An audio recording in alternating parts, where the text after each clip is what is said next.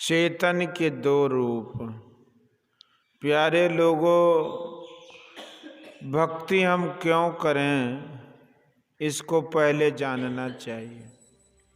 ऐसा कोई नहीं है जिसको कोई दुख न हो, सबको कोई न कोई दुख है। संसार में वेद से बढ़कर कोई पुराना ग्रंथ नहीं है। पारसी लोगों की किताब भी बहुत पुरानी है, परंतु हम लोगों के यहाँ ऐसा ख्याल है कि वेद से प्राचीन और कोई ग्रंथ नहीं है। उसमें बताया गया है कि ईश्वर की भक्ति करो तो सब दुखों से छूट जाओगे। ऐसा क्यों कहा जाता है? संत लोग समझाते हैं कि यहाँ तक लोकांतर है, किसी प्रकार का शरीर है। जहाँ तक लोकांतर है, किसी प्रकार का शरीर है, चाहे कितना ही दिव्य शरीर हो, वहाँ सापा सापी और कोई न कोई आपदा आती ही है। चाहे विष्णु लोक, शिवलोक या किसी लोक का शरीर हो, भक्ति पूरी नहीं होती। भक्ति पूरी वहाँ होती है जहाँ कोई शरीर नहीं, केवल दशा प्राप्त हो, देश काल जहाँ नहीं हो। गोस्वामी तुलसीदास जी ने विनय पत्रिका में लिखा है कि शोक मोह भय हरस दिवस निशि, देश काल तह नाही, तुलसीदास यही दशाहीन, संशय निर्मूल न जाहि। भक्ति में इसकी युक्ति है कि सब शरीरों को छोड़कर मोक्ष दशा प्राप्त कर लेना। चाहे द्वैती रहो चाहे अद्वैती रहो, दोनों का एक भाव हो जाएगा। द्वैत अद्वैत का कोई झगड़ा नहीं रहेगा। वहाँ जैसे रहना होता है वैसे रहता है। यहाँ माया का चक्र है, इस चक्र पर बुद्धि घूमती रहती है और नाना तर्क करती है, किंतु वहाँ सब निर्मूल हो जाते हैं। चाहे किसी वाद के मानने वाले हों, वहाँ नास्तिक आस्तिक सबके लिए एक ही है। नास्तिक दो तरह के होते हैं। एक तो पूरे नास्तिक, जो जीव परमात्मा कुछ न माने। उनका सिद्धांत है कि यावत जीवेत सुखम जीवेत, ऋणं कृत्वा घृतम पिबेत, भस्मीभूत शरीरस्य पुनरागमन कुतो भवेत। उनके लिए यह उपदेश कुछ भी नहीं है। इसके अतिरिक्त दूसरे तरह के नास्तिक वे हैं जो जीव को माने और ईश्वर को नहीं माने। उन दोनों को मैं कहता हूँ कि भजन करो, फिर जानोगे कि परमात्मा क्या है। कोई इस तरह की मुक्ति मानते हैं कि मुँह सूक्ष्म शरीर रह जाता है, किंतु संतों का सिद्धांत है कि कोई भी शरीर नहीं रहे। जो पूरे नास्तिक हैं वे भी इसको मानेंगे कि एकाग्रता से ज्ञान की वृद्धि होती है। एकाग्रता के लिए ध्यान करो और ध्यान के अंत तक पहुंचो, फिर जानोगे कि ईश्वर है कि नहीं।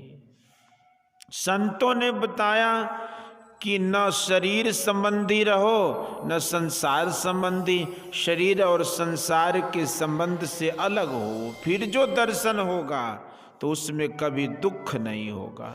वहाँ हृदय आकाश में सूर्य बराबर उगा रहता है, कभी न उदय लेता है न अस्त होता है। उपनिषद की एक कथा है कि एक ब्राह्मण थे, वे संध्या बंदन कुछ नहीं करते थे। उनकी पत्नी जब कभी पड़ोस में जाएं तो पड़ोस की महिलाएं उनसे कहती कि आपके पति कैसे ब्राह्मण हैं जो संध्या वंदन नहीं करते। पत्नी जब आकर पति से आग्रह करती कि आप संध्या वंदन क्यों नहीं करते हैं, ब्राह्मण कोई उत्तर नहीं देते। एक दिन उनकी पत्नी को पड़ोस की महिलाओं ने उसके पति के लिए बहुत दुत्कारा। पत्नी ने ब्राह्मण से कहा कि आप कैसे ब्राह्मण हैं, कभी संध्या नहीं करते, पड़ोस की महिलाएं मुझे दुत्कारती हैं। तब ब्राह्मण ने कहा कि तुम नहीं जानती हो, मेरे हृदय रूपी आकाश में सूर्य बराबर उगा रहता है, वह कभी न उदय लेता है न उसका कभी अस्त होता है। अब बताओ कि मैं संध्या कैसे करूं। किंतु इस अवस्था को पाकर भी संत लोग संध्या करते हैं, संसार के सामने नमूने के लिए। भगवान श्री कृष्ण को साधन भजन करने को कुछ बाकी नहीं था, किंतु लोगों को सुमार्ग पर चलाने के लिए, नमूने के लिए वे भी ध्यान करते, संध्या करते थे। ऐसा श्रीमद् भागवत में लिखा है। जिस भूमि पर महल बनता है, महल से जमीन का दाम बहुत कम होता है, किंतु महल का आधार जमीन है। बिना जमीन के कितना ही विशेष कीमत का महल बन नहीं सकता। उसी तरह बिना सत्संग रूपी जमीन के भजन रूपी महल बन नहीं सकता। इसलिए सत्संग की बड़ी जरूरत है। गोस्वामी तुलसीदास जी ने कहा है कि जीवन मुक्त ब्रह्म पर चरित सुनैत जी ध्यान, जे हरि कथा न करहि रति तिनके ही ये पाषाण। संसार में रहने पर प्रत्येक संत को देश के लिए, संसार के प्रति कोई न कोई काम अवश्य रहता है। इसलिए सत्संग में यदि वे पहुँचे हुए महान संत रहें तो लोगों को बहुत लाभ हो। यदि संत न रहें तो संतवाणी से लाभ हो सकता है, किंतु जितना लाभ पहुँचे हुए संत से होगा उतना केवल साधारण जन के सत्संग से नहीं। ईश्वर भजन में सत्संग, स्तुति, प्रार्थना, जप, ध्यान, ये 5 चाहिए। सत्संग में जाने से बोध होता है। भिड़िया धसान में किसी को नहीं पढ़ना चाहिए। भिड़िया धसान की तरह किसी में बिना समझे बूझे मत कूद पड़ो। हम लोगों के यहाँ तो कहावत है कि गुरु कीजिए जान, पानी पीजिए छान। सत्संग से सिद्धांत का निर्णय होता है, क्या करें इसका भी निर्णय होता है। चरित्र के लिए निर्णय होता है कि चरित्र सुधार करके रखो, सत्संग को पकड़े रहो तो भेड़िया धसानपन छूट जाएगा। देखा देखी भक्ति का कभू न चढ़सी रंग, विपत्ति पड़े यों छाड़सी ज्यों केचुली भुजंग। भुजंग सांप केचुली छोड़ता है, उसे वह उलटकर देखता भी नहीं है। उसी तरह जिसने ठीक से समझ लिया है कि एक धर्म को पकड़ लिया, दूसरा सुनाता है तो उसी और कूद पड़ता है। ऐसा नहीं करना चाहिए। धर्म को अच्छी तरह समझ लो। यदि भूल से धर्म के बदले अधर्म पकड़ा गया हो तो वह छोड़ देने योग्य है। पापी पुण्यात्मा, दुखी सुखी सब में परमात्मा है, किंतु परमात्मा पापी पुण्यात्मा सुखी दुखी नहीं होते। गोस्वामी जी ने कहा कि उमा राम विषयक यस मोहा नभ, तम धूम धूरी जिम सोहा, जथा गगन घन पटल निहारी, झांपे भानु कहे कुबिचारी। घन पटल मानी बादलों का झुंड। बड़े बड़े विद्वानों महात्माओं ने कहा कि ईश्वर तर्क सिद्ध नहीं श्रद्धा सिद्ध है, किंतु संतों ने बहुत दृढ़ता के साथ कहा परमात्मा का वर्णन करते करते इति कहने की शक्ति किसी में नहीं। जहाँ तक मैंने संतों की वाणी में, उपनिषदों में, वेदों के अर्थ को भी देखा, किंतु इस बात से खाली नहीं है कि परमात्मा आदि अंत रहित है, वह ही है। कुछ फांक छोड़कर यहाँ वहाँ ऐसा नहीं। लोकमान बाल गंगाधर तिलक ने कहा कि अति सघनता से जो सर्वव्यापक अनादि अनंत है वह परमात्मा है। ऐसे वर्णनों को पढ़कर कहा जाए कि ऐसा नहीं है तो क्या है? प्रश्न होगा कि यदि अनादि अनंत नहीं है तो क्या है? साधी शांत है। जब साधी शांत है तो वह कहीं जाकर अंत अवश्य होगा। इसलिए उस साधी शांत के पार में एक अनंत बिना माने प्रश्न सिर पर से उतर नहीं सकता।